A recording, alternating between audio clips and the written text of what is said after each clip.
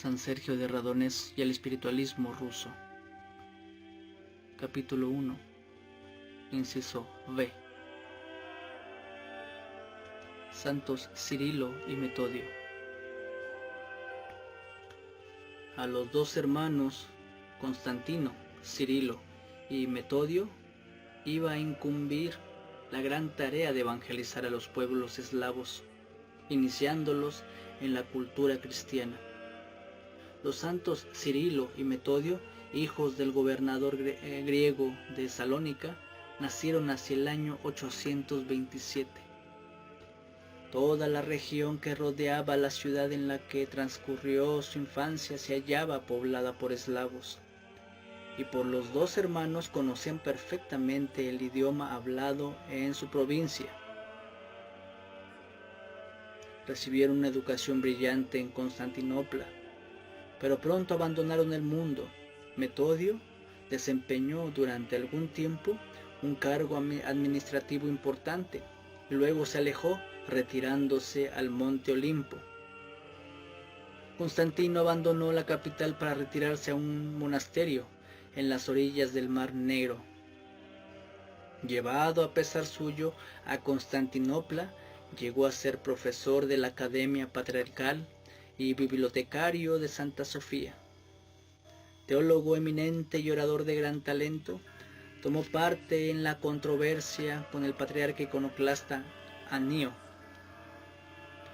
El emir de Mileto pidió el año 851 al emperador que le enviase algunos sabios para tratar con ellos de la verdadera fe. Constantino marchó a Mileto y asombró a todos por su saber. Luego fue a unirse con su hermano en el monte Olimpo, donde se prepararon por espacio de varios años para la evangelización de los pueblos eslavos. Los santos Cirilo y Metodio tradujeron a la lengua eslava el Nuevo Testamento y los libros litúrgicos, tomando como base el dialecto búlgaro de los alrededores de Salónica. Este dialecto se convirtió andando en el tiempo en el eslavón de la Iglesia, que ha seguido siendo hasta nuestros días la lengua litúrgica de los eslavos ortodoxos. Iba a llegar pronto el momento en que los acontecimientos se precipitasen, obligando al Imperio de Oriente a tomar urgentes medidas. Los días 17 y 18 de junio del año 860, los normandos y los rusos atacan Constantinopla, pero son rechazados. El patriarca Focio, después de esa incursión, resuelve invitar su mejor misionero a Casaria, a fin de bautizar allí a los elementos eslavos, apartándolos, si es posible, de los normandos. Constantino Cirilo desembarca en el Quersoneso y, según cuenta la vida, encuentra cerca de esa ciudad las reliquias de San Clemente de Roma. Este acontecimiento va a tener una importancia excepcional para la misión suya y para la Iglesia rusa en particular. La fiesta de la liberación de Constantinopla del peligro ruso normando, intercesión de la Santísima Virgen, el día 1 de octubre, será olvidada por los griegos, pero se celebrará en Rusia hasta nuestros días. Por otra parte, el relato del hallazgo milagroso de las reliquias de San Clemente, que había muerto mártir en Crimea en el año 101, se convertirá en uno de los fundamentos de la piedad rusa y en una de las columnas de la tradición apostólica en aquel país.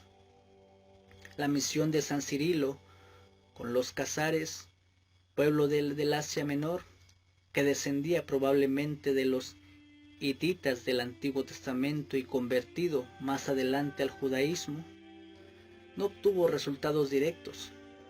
Es muy probable, sin embargo, que el apóstol de los eslavos atrajese a la fe cristiana a muchos rusos que habitaban la Casaria. Nos encontramos desde esa época en Kiev. Los cristianos se construyeron una iglesia consagrada al profeta Elías. San Cirilo se lleva con él a Constantinopla una parte de las reliquias de San Clemente que transmitirá más tarde al Papa Adriano II. Un escrito conservado por las crónicas nos cuenta, por otra parte, que durante su misión en Casaria, año 860-861, encontró textos eslavos, escritos en caracteres extraños, emparentados con los de los georgianos y armenios.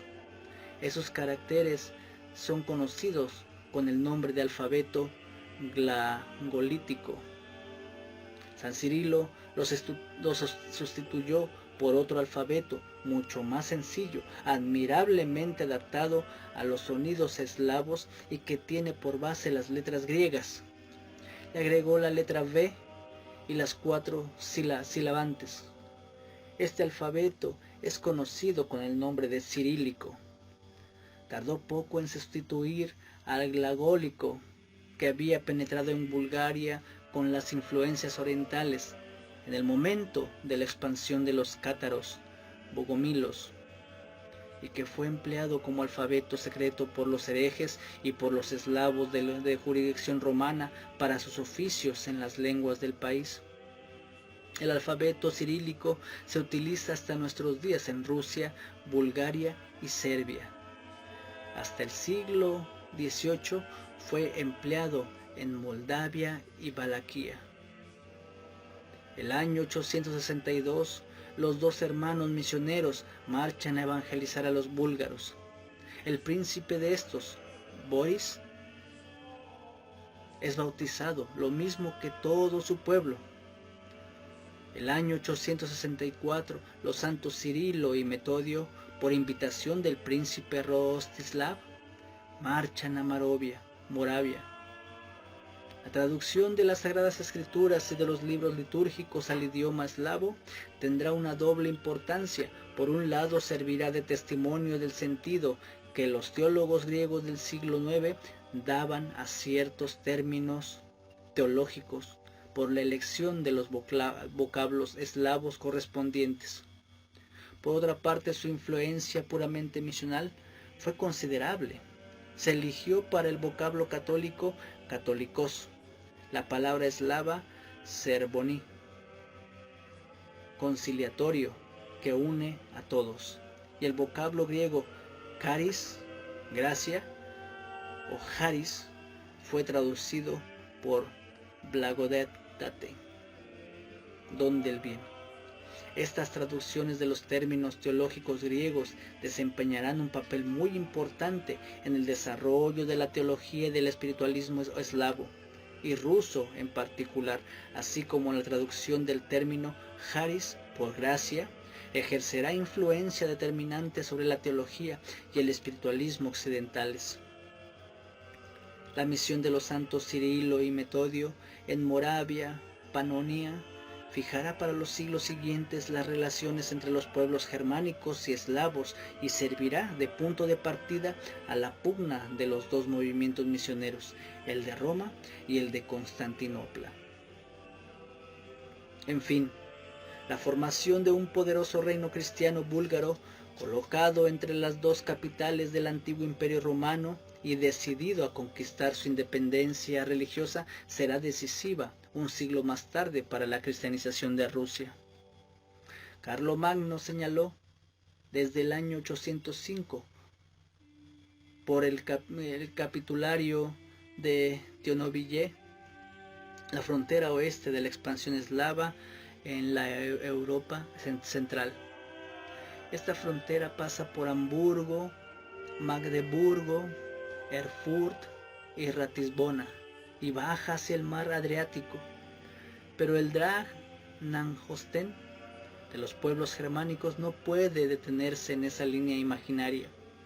Los obispos de Salzburgo y de Ratisbona fueron quienes tomaron la iniciativa de la latinización de los pueblos eslavos próximos. Los santos Cirilo y Metodio triunfan plenamente en su misión y cristianizan toda la Moravia y una parte de la Panonia. pero desde el año 866 la misión choca con la de los obispos de Ratisbona. Los apóstoles de los eslavos introducen por todas partes los oficios en la lengua del país, el rito bizantino y el credo, sin la adición del filioque. Los obispos germánicos solo admiten la lengua latina, los oficios según el rito romano y el credo con el filioque, adición introducida en sus países por los emperadores germánicos y no sancionada por los papas. Las relaciones entre Roma y Constantinopla eran en esa época normales e incluso amistosas. Los recientes trabajos del canónigo Snordik nos hacen ver al patriarca Focio muy dispuesto a las relaciones con el occidente, contrariamente a su predecesor Ignacio, el que, ayudado por los monjes estuditas, se había declarado hostil a todo contacto con Roma. Con toda naturalidad, los santos Cirilo y Metodio llevan en el año 867 su diferencia con los obispos germánicos ante el Papa Nicolás I, 858-867. Se dirigen a Roma, llevando las reliquias de San Clemente, y son recibidos con gran pompa en las puertas de la ciudad por el pontífice nuevamente elegido, Adriano II, 867-872. El Papa deposita el Nuevo Testamento y los libros litúrgicos en lengua eslava encima del altar de una de las iglesias romanas y confirma solemnemente el derecho de los pueblos eslavos a celebrar los oficios en su propia lengua, de acuerdo con el rito bizantino y sin agregar el filioque. San Metodio es consagrado por el Papa Obispo de Moravia y marcha a continuar su obra misionera. San Cirilo muere en Roma y es enterrado en la iglesia de San Clemente. A pesar de las órdenes formales del soberano pontífice, el imperio germánico y los obispos de Salzburgo y de Ratisbona siguen en la lucha contra la misión de San Metodio. Este último es reducido a prisión y no es libertado sino al cabo de 3 años por una orden formal del Papa Juan VIII. 872-882. Hace un segundo viaje a Roma y es elevado por el Papa a la dignidad de arzobispo de Moravia y de Panonia y legado pontificio. 873. A pesar de la oposición siempre creciente de los misioneros germánicos, consigue trabajar durante 12 años en la organización de su arquidiócesis. Murió en el año 885 en el transcurso de un viaje a Constantinopla. Después de la muerte de San Metodio, toda su obra fue destruida por completo. Los obispos germánicos prohibieron los oficios divinos en lengua eslava y el empleo del rito bizantino, e introdujeron el filioque en el credo. Los discípulos de los apóstoles de los eslavos fueron dispersados y marcharon hacia el este, a las regiones no cristianizadas todavía de Polonia y de Rusia.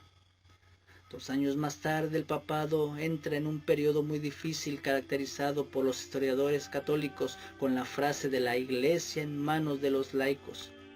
La sede de Roma fue por espacio de más de un siglo la apuesta de varias familias patricias y la autoridad del obispo de Roma quedó quebrantada. Por esa misma época, una nueva potencia cristiana entra en el periodo más brillante de su historia y va a desempeñar un papel preponderante en la cristianización del pueblo ruso. Bulgaria, bajo el rey Simeón el Grande, año 893-927, se convirtió en una potencia europea heredada de la cultura civil y religiosa de Bizancio. La intensidad de la vida religiosa corresponde a la expansión de las artes y de las ciencias. La herejía de los cátaros, bogomilos, venida de Oriente, provoca una viva reacción ascética. El representante más famoso del movimiento religioso que se opone a la herejía es San Juan de Rila, Los textos de la Sagrada Escritura y los libros litúrgicos son copiados por decenas de ejemplares y sirvieron para cristianizar a Rusia a fines del siglo. Los cantos litúrgicos búlgaros son igualmente aceptados por el Estado de Kiev. Los arzobispos de Ohrida, capital de Bulgaria, reciben en el año 927 su independencia religiosa, su autocefalía por parte de los patriarcas de Constantinopla. El ejército del príncipe ruso Sviatoslav conquista en el año 967 todo el este del país, pero de acuerdo con recientes investigaciones, respeta por todas partes las iglesias y el clero. Después de la marcha de los rusos, esta parte de Bulgaria será ocupada por Bizancio, pero la parte occidental atravesará un nuevo periodo de florecimiento bajo el rey zar Samuel, año 983-1014. Aún después de la caída del reino en 1018, la Iglesia de Bulgaria conservará su posición independiente y el arzobispado de Ohrida tomará parte activa en la organización de la Iglesia rusa.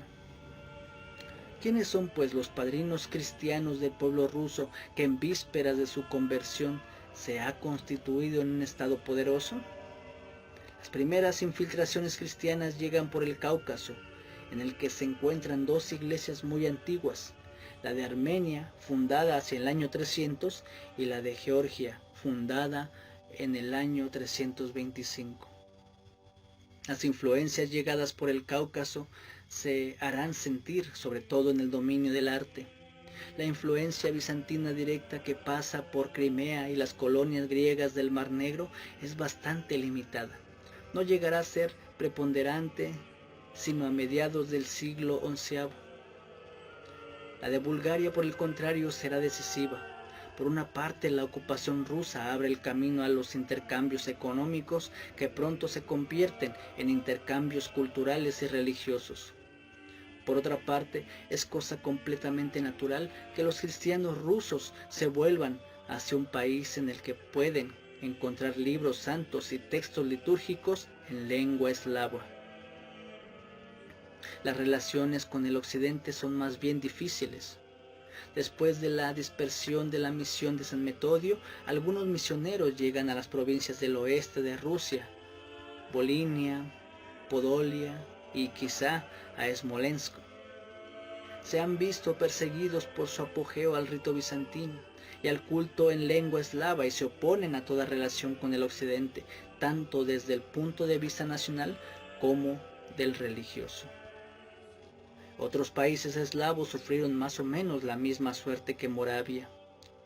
En Polonia existen dos metrópolis religiosas, la de Sandomir, con los oficios en lengua polaca y rito bizantino, y la de Gniezno, en el rito romano y los oficios en lengua latina. La misión occidental no dominará en todo el país hasta el siglo XI. Las primeras relaciones de Rusia con el occidente cristiano datan, sin embargo, de mediados del siglo X. La gran princesa Olga, regente del estado de Kiev, envía en el año 959 una misión al emperador germánico, Otón I. Santa Olga es la primera princesa rusa que abrazó el cristianismo, se bautizó, hay que fijarlo, en el año 955. De acuerdo con su relato histórico, fue bautizada en Kiev por los sacerdotes búlgaros que atendían la iglesia de San Elías. Según otro relato, abrazó el cristianismo durante un viaje que hizo a Constantinopla en el año 955 y tuvo por padrinos al emperador Miguel y al patriarca Ignacio. La gran princesa Olga ejerció gran influencia sobre su nieto Vladimir, pero su hijo Sviatoslav siguió siendo pagano hasta su muerte. El pueblo ruso ha conservado un recuerdo agradecido hacia la princesa Olga, y la iglesia la honró con el título de bienaventurada. La embajada cerca del emperador Otón I fue seguida por la del arzobispo Adalberto de Treveris a Rusia, pero esta última no consiguió resultado alguno. La gloria de cristianizar a su pueblo corresponderá al nieto de la bienaventurada Olga. En tiempos de Santa Olga era considerada como sospechosa toda misión que procediese de los países germánicos. Y por otra parte, Olga, la sabia, como la llama con frecuencia el pueblo, quería iniciar a su pueblo en la fe empleando una lengua que le era familiar.